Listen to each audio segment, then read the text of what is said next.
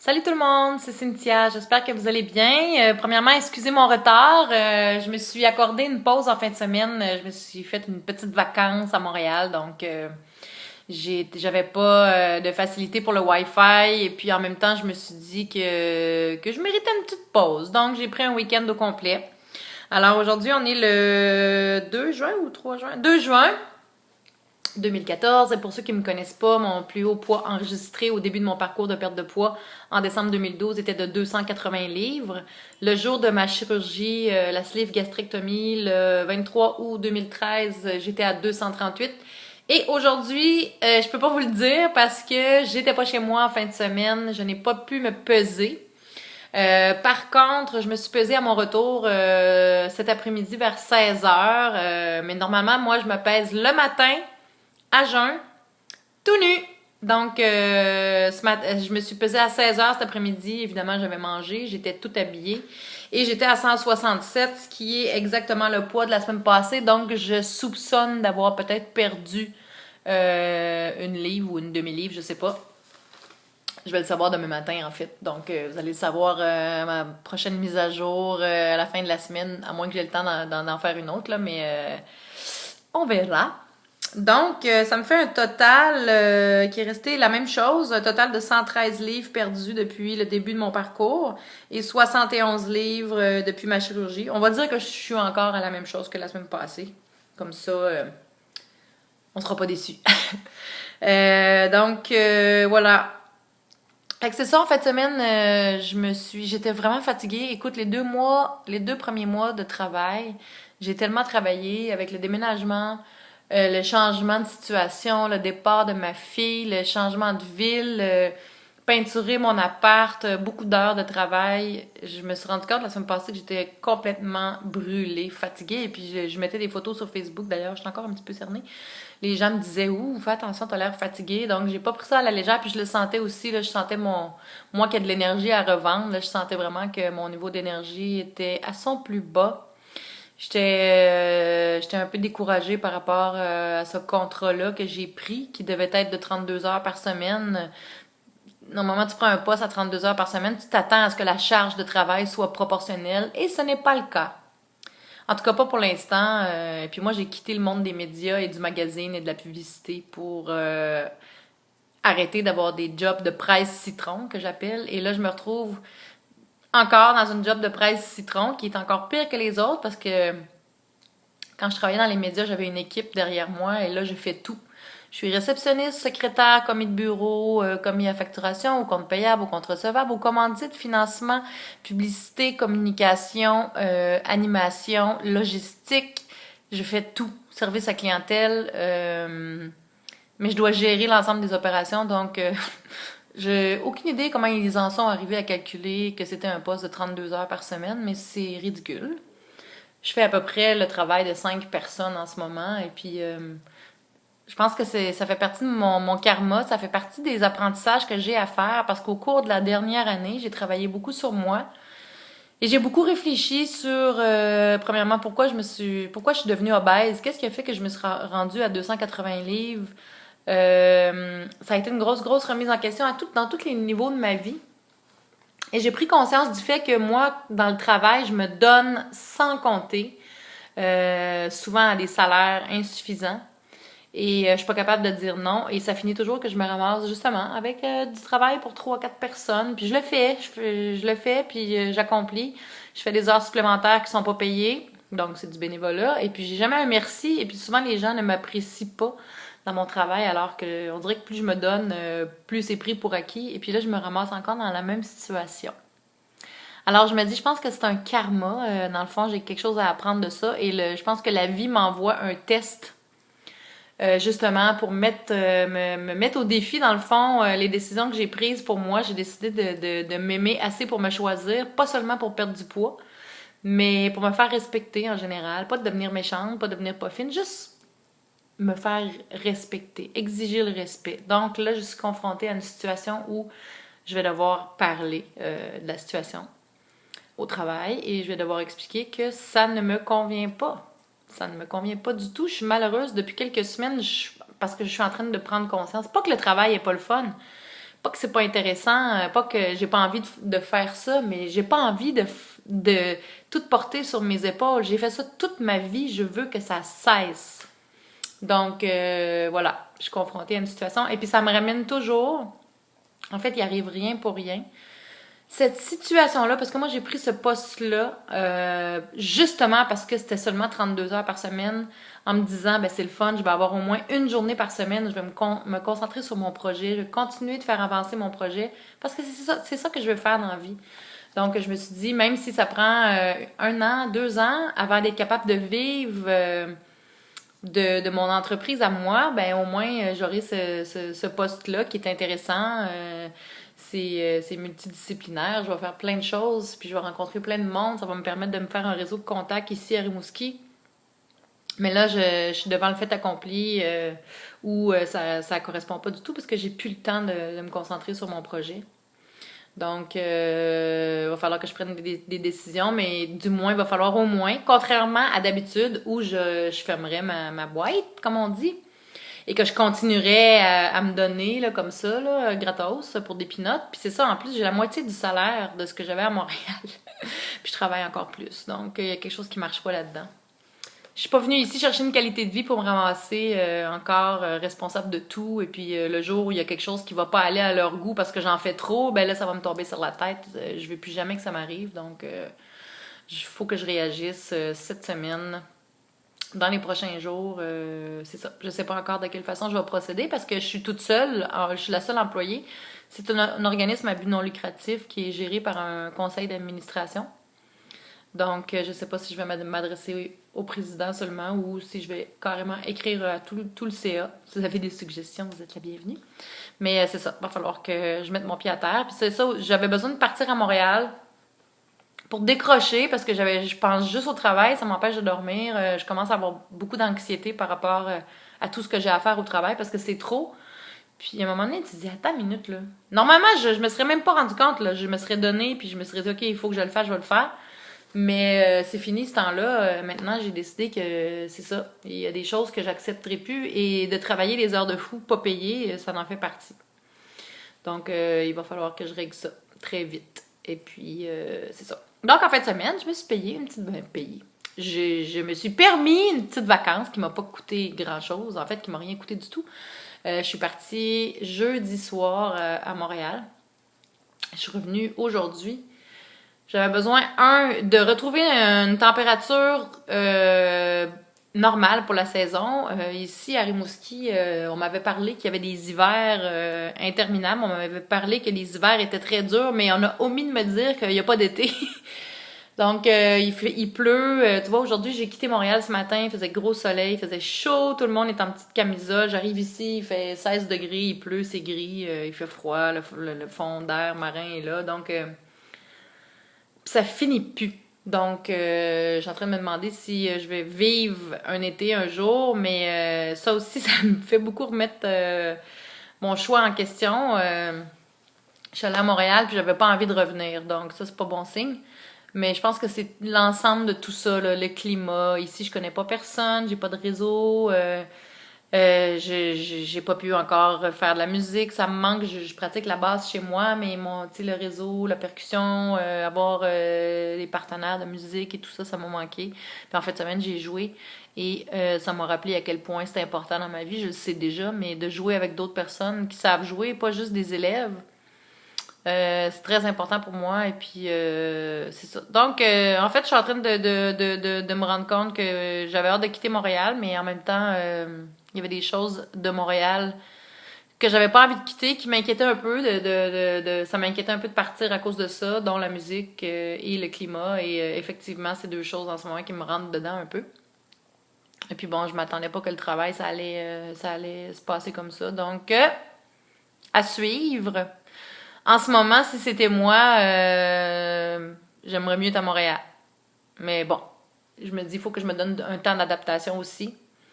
Et puis les développements aussi qui se passent en ce moment dans mon projet sont à Montréal. Donc, je me dis peut-être que j'ai précipité mon départ. J'aurais peut-être dû... c'est facile de dire j'aurais dû. Faut pas avoir de regrets. J'ai pas de regrets. Il fallait que je le fasse, puis je l'ai fait. Moi, une fois que j'ai pris une décision J'ai pris cette décision-là en me disant si j'aime pas ça, je vais revenir, c'est tout. Là. C'est sûr que c'est des dépenses qu'on peut éviter, mais je suis pas revenue encore non plus. Là. Je vais me donner du temps. Mais c'est ça, donc j'avais besoin d'aller me ressourcer un peu à Montréal. J'ai pas pu voir autant de monde que je voulais, mais quand même, ça m'a fait vraiment du bien. Je me suis reposée hier, là. Waouh, j'ai vraiment passé la journée, toute la journée dehors. D'ailleurs, j'ai un beau petit coup de soleil.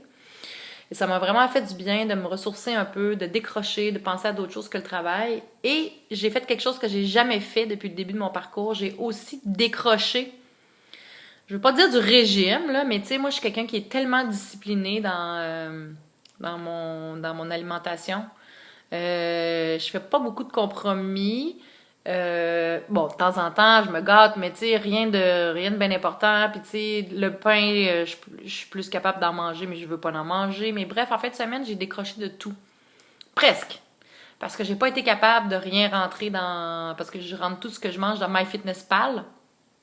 Parce que je veux savoir si j'ai assez de protéines, je veux savoir est-ce que j'ai atteint ma limite de matière grasse, est-ce que j'ai trop de sodium. Moi, j'aime bien savoir mon alimentation, où j'en suis dans mon inventaire, comme je dis tout le temps, mon inventaire de la journée. Je suis pas capable de décrocher, je me sens pas à l'aise de pas rentrer ce que je mange. Puis c'est bien correct, on a toutes nos petites manies, nos façons d'y arriver. Par contre, j'étais pas chez moi, c'est pas moi qui décidais nécessairement de ce qu'on allait manger.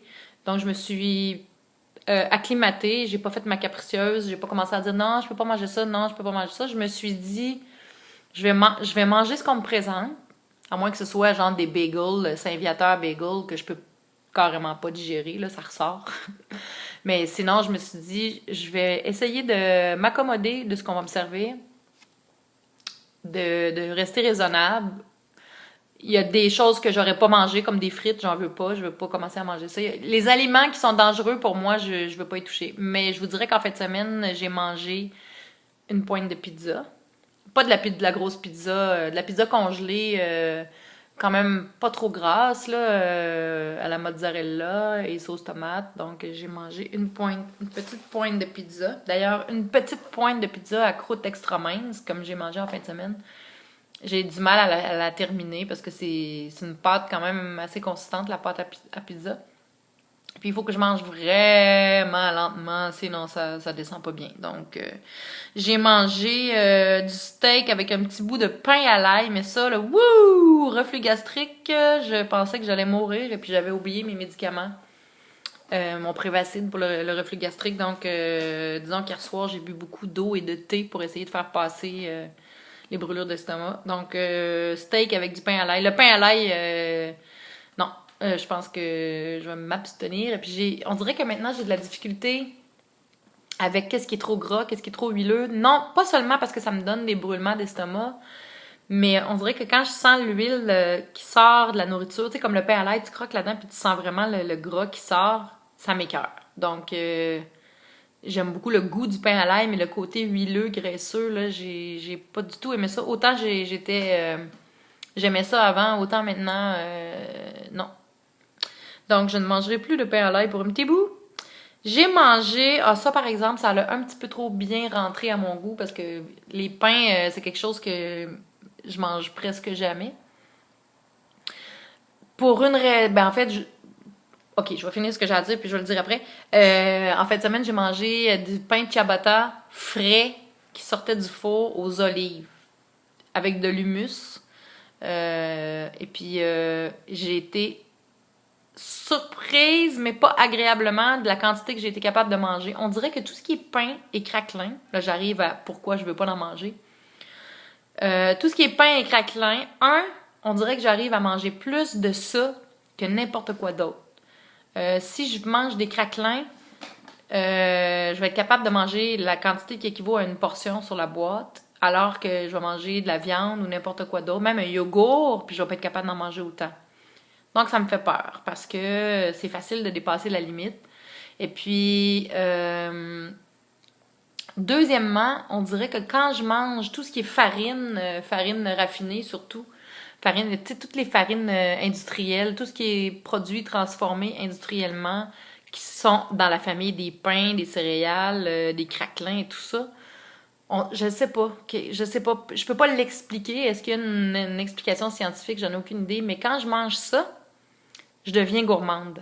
Ça me donne envie de manger plein d'autres choses. Donc, puis pourtant, je suis rassasiée, mais on dirait que, regarde, c'est peut-être ça fait quelque chose dans mon cerveau au lieu dans mon estomac. J'ai aucune idée. Pourquoi? Par contre, je peux dire que je suis pas la seule qui vit ça. J'ai eu souvent cette réaction-là quand j'ai écouté des vidéos de personnes qui ont présenté leur parcours aux États-Unis en anglais. Je trouvais ça bizarre. Je suis comme, hein? Mais effectivement, j'ai le même, je vis la même chose. Donc, moi, ça me fait peur, le pain et les craquelins et tout ce qui est glucides, qui sont pas des glucides complexes, en fait, des glucides de base, là, comme les haricots ou les, les légumineuses, certains fruits ou genre des dattes, ça, c'est des glucides, tu sais, c'est vraiment naturel et puis c'est pas des glucides simples qui viennent de produits transformés. Donc, moi, les glucides simples, vraiment, ça ne me va pas du tout. J'ai l'impression que ça pourrait me faire retomber dans mes anciennes habitudes. Alors, je mets un Ola. Puis en fait, semaine, c'est ça. Ça m'a donné l'occasion de tester, voir si je me sentais encore comme ça. Parce que les fois où j'ai mangé des pains ou des craquelins ou des trucs comme ça, ou des bretzels, j'ai vu ce phénomène-là, puis je me suis demandé si j'hallucinais. Après, je me suis demandé si c'était temporaire. Et ça m'a toujours inquiétée. Et j'ai vécu encore la même chose. Quand je commence à manger des trucs, comme j'ai mangé des muffins aussi, des muffins aux bananes, des mélanges d'épicerie, là, légers par contre, là, moins gras. Je mange un muffin, puis j'ai plus faim. Je suis pleine jusqu'ici, mais j'ai le goût d'en manger encore. Donc, pour moi, c'est des signaux d'alarme.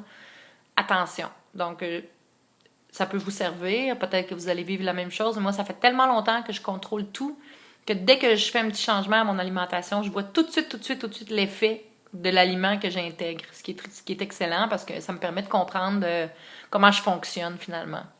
Peut-être que tout le monde n'est pas pareil, mais moi, c'est ça. À part ça, j'ai mangé, c'est ça, des muffins aux bananes. Et j'ai mangé une bébé crème molle au chocolat pour les bébés de 3 ans, 4 ans. Là, tout petit, mais ça m'a satisfait, c'était parfait. Ça faisait super longtemps que j'avais pas mangé quelque chose de sucré comme ça. Puis en même temps, j'ai aimé ça parce que la crème molle, c'est faite avec du lait glacé plutôt que de la crème, donc c'est moins gras. Puis ça tombe moins sur le cœur, je trouve ça moins sucré qu'une crème glacée dure, donc... ça a bien passé, j'étais contente, ça m'a satisfait. Puis tu vois, ça c'est des choses que je peux en manger une fois, puis ça va pas, je vais pas y penser après. Alors que les trucs de pain, de craquelin, ça m'inquiète un peu, donc je vais faire attention. Alors c'est cela. À part de ça, j'avais-tu pris d'autres choses dans mes notes? C'était pas mal ça. Là, je voulais vous faire part de ma petite escapade alimentaire et ma petite escapade géographique à Montréal. Hier, j'étais sur le bord de l'eau dans mon ancien quartier à jouer de la musique. Il faisait beau, ça n'avait pas d'allure. Ça m'a vraiment, vraiment fait du bien et ça m'a vraiment... vraiment, j'aime ce quartier-là. Si je retourne à Montréal un jour, c'est sûr que je vais retourner dans ce même quartier-là. C'est un quartier qui me manque. Il y a une espèce de d'ébullition sur le bord de l'eau, dans le parc. Tout le monde est là. Puis c'est tranquille en même temps. Tout le monde fait sa petite affaire. Les gens sont à l'aise d'être là. C'est vraiment les gens du quartier ont pris possession de cet espace-là. Mais tout le monde est là, tranquille, dans le respect. C'est tellement grand, c'est vaste, donc personne ne se dérange finalement. Tout le monde cohabite bien. Et puis vraiment, j'étais contente de me retrouver là hier. Puis j'espère que je vais arriver à trouver un coin aussi agréable ici à Rimouski. Parce qu'ici, le bord de l'eau, c'est super beau pour aller se promener, mais c'est vraiment juste une balade qui longe l'autoroute, la route 132 en fait. Donc, c'est pas possible d'aller vraiment passer. Tu sais, à Verdun où j'étais, tu peux passer toute ta journée au bord de l'eau. Tu peux t'amener un pique-nique, rester là-bas. Il y a une crèmerie, la piste cyclable, il y a les jeux pour les enfants, et puis tu peux marcher sur des kilomètres. Donc, il n'y a pas cet espace-là gazonné ici à Rimouski, mais on m'a parlé du parc Beau Séjour que je ne suis pas allée voir encore, qui est dans la ville ici. Donc, c'est ça, j'espère vraiment que je vais être capable de trouver un coin où je vais me sentir aussi bien que dans mon ancien quartier à Montréal. Donc, voilà. J'ai une petite nostalgie de Montréal ces temps-ci. Je pense que c'est normal aussi à travers l'adaptation de tout ça en même temps. Donc, puis c'est ça, il n'y a pas d'été encore ici, il fait pas beau, c'est gris. Mais là, apparemment que demain, il y a de l'espoir, peut-être du soleil avec 23 degrés. Donc, on va souhaiter que ça se concrétise. Alors, c'est ça, les amis. Je m'excuse encore pour mon retard. Merci d'être là. Il y en a plein qui m'ont envoyé des messages de profiter de mon week-end, puis bon week-end et tout ça. Encore aujourd'hui, il y en a qui m'ont écrit. Merci beaucoup d'être là, d'être aussi présent. Ça me touche toujours de vous voir derrière moi. Puis en fin de semaine aussi, j'ai vu des bonnes amies qui m'ont exprimé à quel point mon parcours les inspirait, puis qui trouvaient que j'étais quelqu'un qui avait une personnalité forte. On dirait que j'ai de la misère à accepter la façon que les gens me voient. J'ai de la misère à me donner du crédit, même si, oui, je suis fière de moi, j'ai perdu du poids, c'est un grand accomplissement, je nie pas ça, mais de me le faire dire par les autres, on dirait que c'est correct si moi, je me le donne, mais quand c'est les autres, j'ai encore du travail à faire, à accepter les commentaires positifs. Ben, pas que j'y crois pas, mais c'est un cheminement là, d'arriver à voir que oui, il n'y a pas juste que les gens autour de moi m'apprécient pour qui je suis, apprécient mon caractère, ma personnalité. Tu sais, c'est ça, apprendre à s'aimer, c'est apprendre à accepter aussi que on a des qualités, puis de les intégrer, puis de les assumer, c'est ça. Je les assume pas encore à 100%, même s'ils ont toujours été là. C'est pas facile, on a l'impression qu'on est un peu dans l'ego. J'aime pas être dans l'ego, moi. J'ai toujours été quelqu'un qui est beaucoup dans l'être. Mais en même temps, il faut que je reconnaisse que non, c'est pas de l'ego, c'est juste d'accepter qui je suis et puis de m'aimer pour qui je suis, en fait. Donc, c'est ça. Ben du travail à faire, finalement, encore sur ma petite personne. Donc, à commencer par régler mon problème de superwoman au travail, ça presse. Donc, c'est ça. Que j'ai eu le temps de vivre un peu, puis de me créer une vie ici, une vie sociale, de pas juste travailler, puis être chez moi, à pratiquer toute seule la musique. J'aime ça, mais en même temps, je suis pas venue ici à Rimouski pour rester enfermée dans mon bureau ou chez moi, donc c'est ça. Alors, c'est ça, les amis. J'espère que vous allez bien. J'espère que ça va bien avec vos objectifs. Et merci d'être là, comme toujours. Je vous salue partout, où que vous soyez, dans l'univers. Tous ceux qui me suivent, je vous apprécie beaucoup. J'aime beaucoup vos petits coucous. Et puis, c'est ça. Vous m'aidez à garder le cap, en quelque sorte. Le fait de vous avoir, on dirait que ça me rend... ce serait quoi le bon mot à utiliser? Pas redevante. Ça me rend... c'est comme si je me sens une responsabilité où il faut que je reste dans le bon chemin parce que il y a toutes vous autres qui me suivez, qui me supportez. Et puis il y a tous ceux aussi qui me disent que je les inspire, puis qui me trouvent forte et tout ça. Donc le fait que vous soyez là derrière moi, que vous m'envoyez toujours vos messages, ça m'aide vraiment à garder le cap. Bien sûr, il y en a qui disent que je les aide, mais vous m'aidez beaucoup aussi. Juste d'être là, de vous sentir derrière moi et puis je me sens comme j'arrive pas à trouver le mot que je voudrais. Bref, je suis sûre que vous comprenez. Alors, c'est ça. 23 minutes, les amis! Ceux qui disent que ça passe vite, oui, c'est vrai. En tout cas, moi, ça passe vraiment vite quand je parle, mais moi, je suis une parleuse naturelle, donc c'est ça. Alors, merci, monsieur. Merci d'être là. Je vous souhaite une bonne semaine. On est déjà lundi, donc il y a déjà une petite bouchée de prix sur la semaine. Là, je sais pas, en fin de semaine prochaine, comment ça va se passer. Je pense que ma vidéo va être faite le samedi, mais en fin de journée, parce que là, je commence à travailler le samedi, en plus. Je vais travailler le samedi pour les 21 prochains samedis, parce que le marché public de Rimouski ouvre officiellement ce samedi, le 7 juin. Donc, maintenant, je ne vais pas travailler le lundi, je vais travailler le samedi. Alors, sûrement que ceux qui sont en France, là, en Europe, ça se peut que vous les voyez juste le dimanche matin. Je vais terminer mes journées autour de 15 heures l'après-midi. Donc, c'est ça. Je m'excuse, c'est des petites adaptations que j'ai pas le choix de faire. Mon horaire change, donc c'est ça. Alors, à la fin de semaine prochaine, et puis j'espère que tout le monde va bien. Je vous souhaite une très belle semaine, malgré le fait qu'il y a de la grisaille et de la pluie. Faut garder le sourire, on n'a pas le choix. Alors, ciao!